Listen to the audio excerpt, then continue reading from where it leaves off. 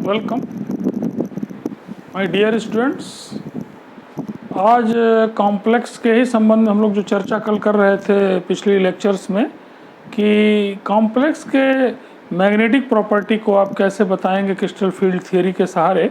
और हमने आपको बताया था कि अगर 3D का वो कॉम्प्लेक्स है तो मैग्नेटिक मोमेंट जो है √n+2 Bm होगा और केवल स्पिन कंट्रीब्यूशन होगा, और जो ऑर्बिटल कंट्रीब्यूशन है वो देखा गया है कि इट इज क्विंज्ड मीन्स कि वो इसमें कंसीडर नहीं हो रहा। इसीलिए जब आप उसी के करस्पॉन्डिंग 4D 5D के कॉम्प्लेक्सेस में आएंगे तो मैग्नेटिक मोमेंट जो है निश्चित रूप से उतने ही अनपेयर्ड इलेक्ट्रॉन पे कुछ और होगा, ज़्यादा होगा। तो I am not going in that side, फिर कभी हम लोग चर्चा करेंगे।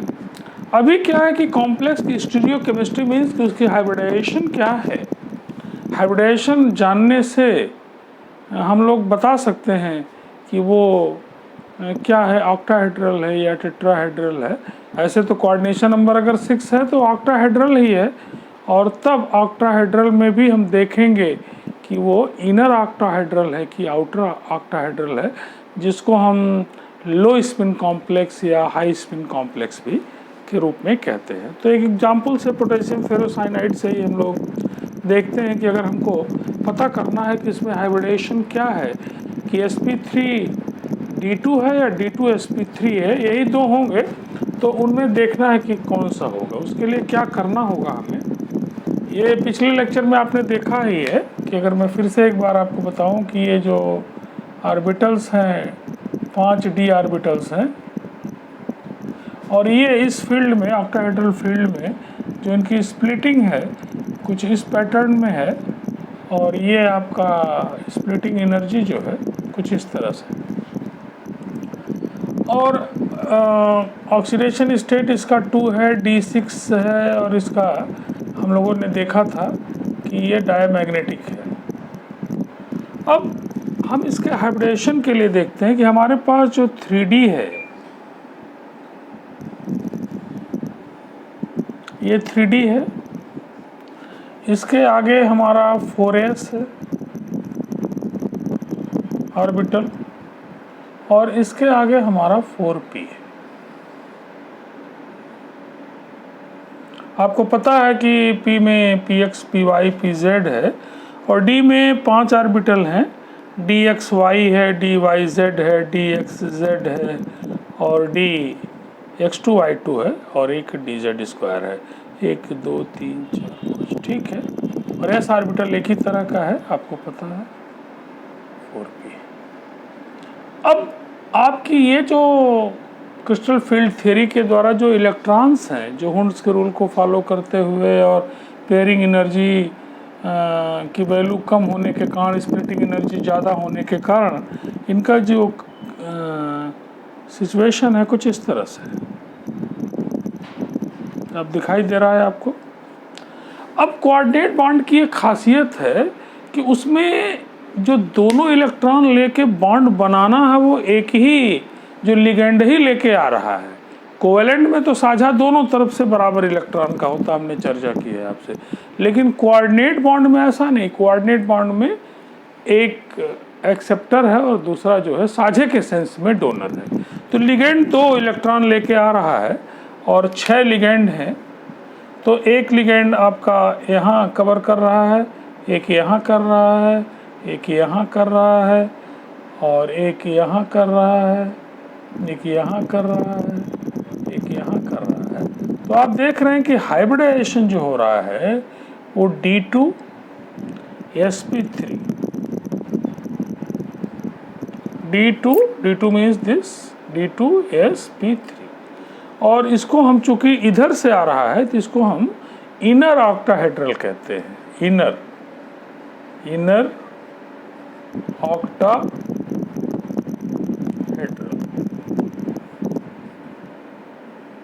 ये डायमैग्नेटिक है और कैसा है, इनर ऑक्टाहेड्रल है, या इसको हम लो स्पिन कॉम्प्लेक्स भी कहते हैं।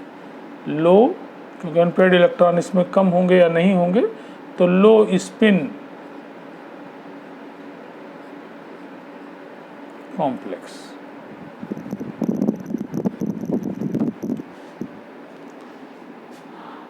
अगर आपको K3 दूसरे कॉम्प्लेक्स की हम लोग चर्चा कर रहे हैं कि अगर हमको मान लीजिए कि K3 FeCN6 के बारे में बताना है कि K3 FeCN6 में हाइब्रिडेशन क्या होगा, तो हम बता सकते हैं कि K3 FeCN6 में जो Fe है वो +3 ऑक्सीडेशन स्टेट है and it is a 3D5 system है, राइट। तब स्प्लिटिंग साइनाइड आयन है तो उसी तरह की स्प्लिटिंग है, ये T2G लेवल है और ऊपर का EG लेवल है, आपने देखा ही है T2G लेवल और EG लेवल। और इसमें क्या है कि 1 है, 2 है, 3 है, 4 है और 5। अब हाइब्रिडेशन के केस में आप देखिए, इट इज़ वेरी इंपॉर्टेंट ये कि जो 3D हमारे पास है,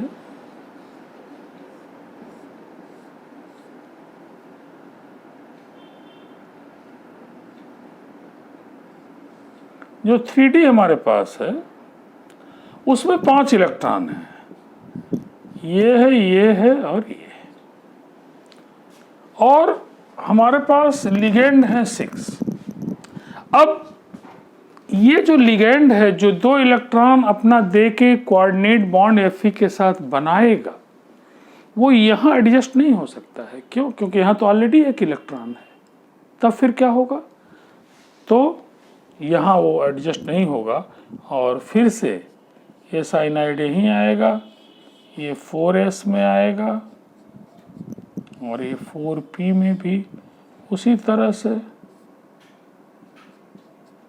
ये अपने इलेक्ट्रॉन लेके आएगा, कोऑर्डिनेट बॉन्ड बनाएगा और अगेन ये D2sp3 ही होगा, ये 4s है, ये 3d है, ये 4p है, तो हाइब्रिडेशन इज सेम।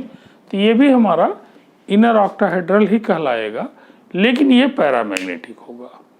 अब हम दूसरे केस की बात कर रहे हैं, दूसरे एक्सट्रीम केस की बात कर रहे हैं कि अगर हमारा कॉम्प्लेक्स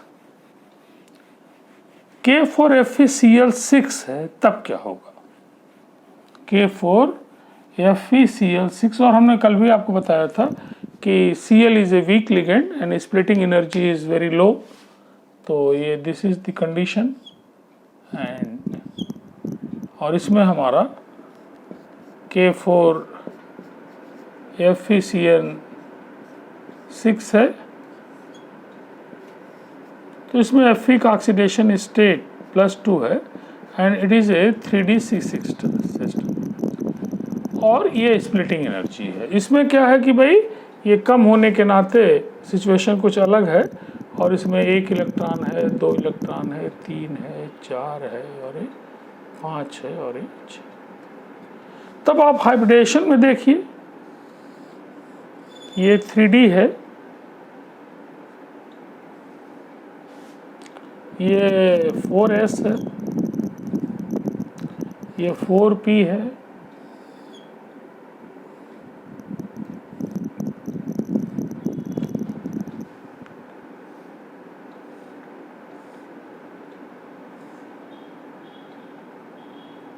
है,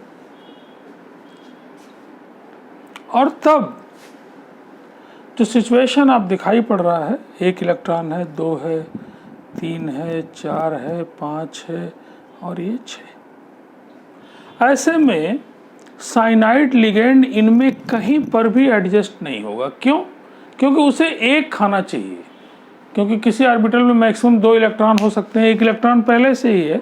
तो हाउ इट इज़ पॉसिबल कि इसमें साझा जो है वो कोवेलेंट बॉन्ड का तो है नहीं, कोऑर्डिनेट बॉन्ड का है। कोऑर्डिनेट बॉन्ड में एक डोनर एक एक्सेप्टर है, तो एक पूरा का पूरा उसको ऑर्बिटल चाहिए। तब क्या होगा, तब आप देखिए 6 ऑर्बिटल के लिए अब सिचुएशन बदल जाएगी। ये हमारा 4d है, ये 4s है, ये 4p है और ये हमारा 4s है, ये 3d है। यहाँ पे एडजस्ट नहीं हो सकता। तब क्या होगा, तब एक लिगेंड यहाँ है, एक लिगेंड यहाँ आया, कोऑर्डिनेट बनाया, यहाँ यहाँ यहाँ, तो 4 हो गए हैं। और इसमें आप देखेंगे अब आपके 6 लिगेंड हो गए हैं और तब हाइब्रिडेशन क्या होगा, sp3d2, sp3d2। जब d2 आगे से लेगा तो इसको हम बोलते हैं आउटर ऑक्टाहेड्रल, आउटर ऑक्टाहेड्रल।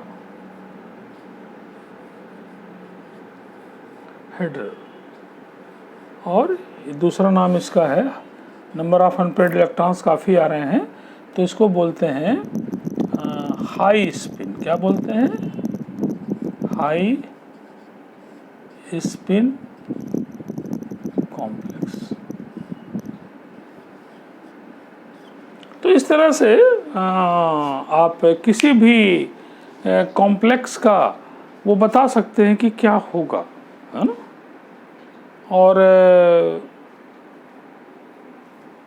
इसी तरह से जब कोऑर्डिनेशन नंबर 4 होगा, जिसकी चर्चा हम लोग अगली बार करेंगे, तब आपको टेट्राहेड्रल मिलेगा और केवल एक कॉम्प्लेक्स NiCN4 2- जो है, जिसमें Ni+2 सिस्टम है, उसमें आप देखेंगे कि जो हाइब्रिडेशन हो sp_d_sp2 है ना, स्क्वायर प्लेनर। तो हम लोग देखेंगे उसको कि उसमें क्या होगा, लेकिन इस आज के लेक्चर में उसको हम मिक्स नहीं करना चाह रहे हैं। आज के लेक्चर में हम यही बता रहे हैं कि अगर कोऑर्डिनेशन नंबर 6, एक बार फिर से मैं दोहरा रहा हूँ आपके लिए, कि वर्नर थियरी के अनुसार किसी भी कॉम्प्लेक्स की 2 तरह की वैलेंसी हैं। ये वैलेंसी जो इधर ब्रैकेट के बाहर है, ये आयोनाइजेबल वैलेंसी है, और ये जो अंदर ब्रैकेट के अंदर जो आप देख रहे हैं, जो लिगेंड है हमारा, जो अटैच्ड है, कोऑर्डिनेट बॉन्ड बनाया हुआ है, वही आपको कोऑर्डिनेशन नंबर भी बताता है।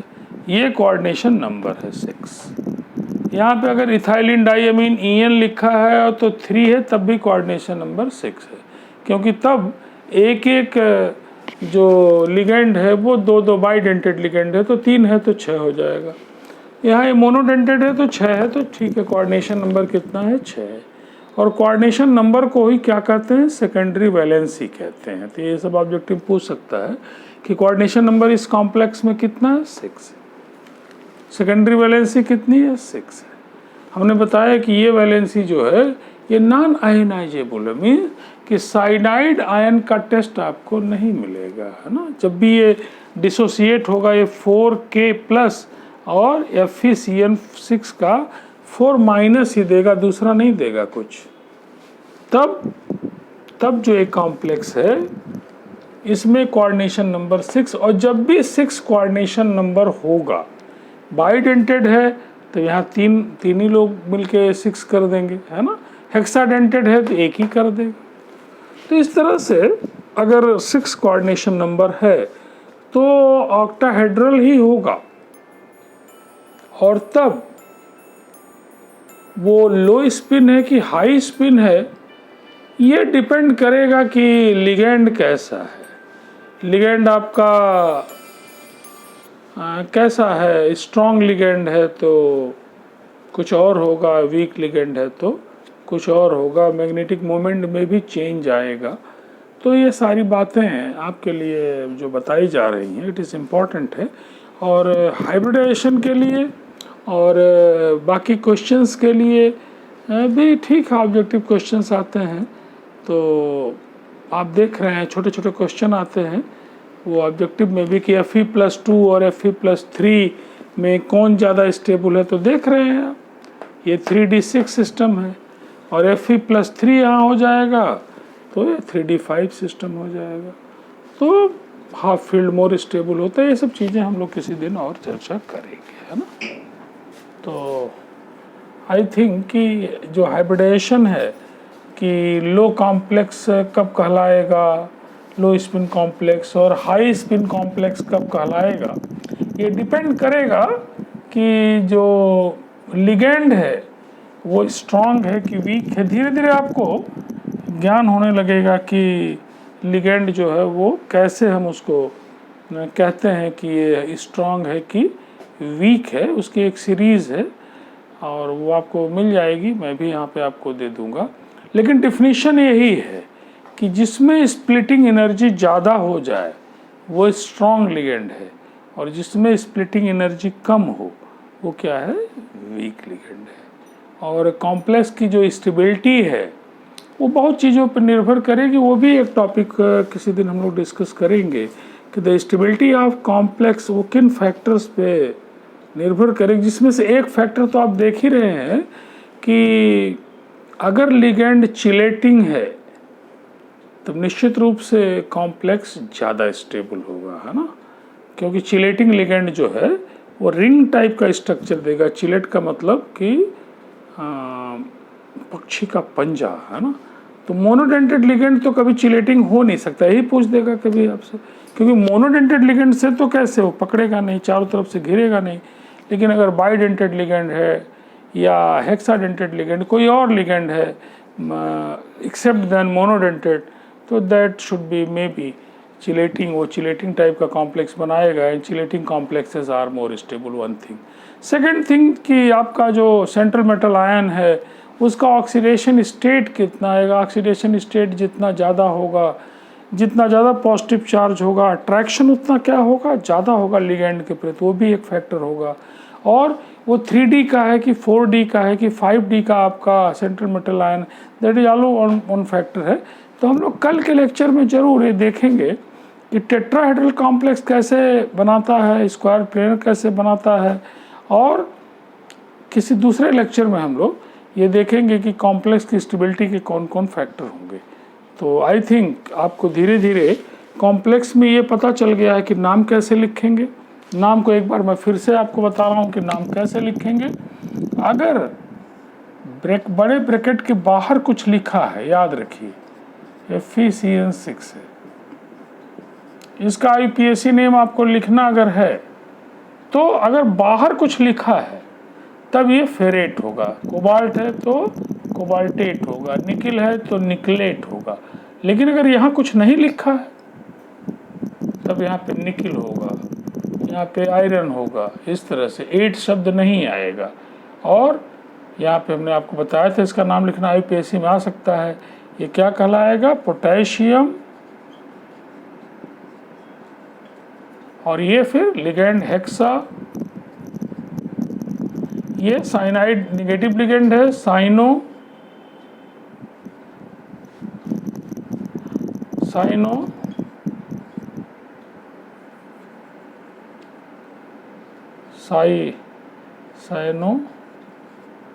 फेरेट, और इसका ऑक्सीडेशन स्टेट रोमन नंबर। सबसे इंपॉर्टेंट है कि यहाँ पे अगर 3 लिखा है, 3, तो भी इसका नाम जो है ये पोटेशियम ही कहलाएगा, ये तब ट्राई नहीं कहलाएगा। 4 है तो टेट्रा नहीं कहलाएगा। This is the rule of IPAC। तो फिर आप कहेंगे कि फिर अंतर कैसे पता चलेगा। अंतर पता चलेगा बाय ऑक्सीडेशन स्टेट। अब यहाँ ऑक्सीडेशन स्टेट क्या हो जाएगी, बदल जाएगी, ये ऑक्सीडेशन स्टेट यहाँ पे 3 हो जाएगी। तो इस ऑक्सीडेशन स्टेट से पता चल जाएगा कि ये K3 है कि K4। और ऑक्सीडेशन स्टेट निकालना is very easy from intermediate से। आप जानते हैं कि अगर यहाँ कोई चार्ज है, अगर यहाँ 2 लिखा माइनस तो बराबर -2 होगा, -4 लिखा तो यहाँ -4 होगा। लेकिन अगर कोई चार्ज नहीं लिखा है, चाहे वो कंपाउंड हो चाहे कॉम्प्लेक्स हो, तो टोटल ऑक्सीडेशन स्टेट क्या होगा, 0 होगा। सोडियम है, पोटेशियम है, फर्स्ट ग्रुप के लोग हैं, ये अपने कंपाउंड में, कॉम्प्लेक्सेस में, इनका ऑक्सीडेशन स्टेट क्या होता है, +1 होता है। साइनाइड लिगेंड है, आप जानते हैं कि -1 चार्ज है। नाइट्रो है, -1 चार्ज है।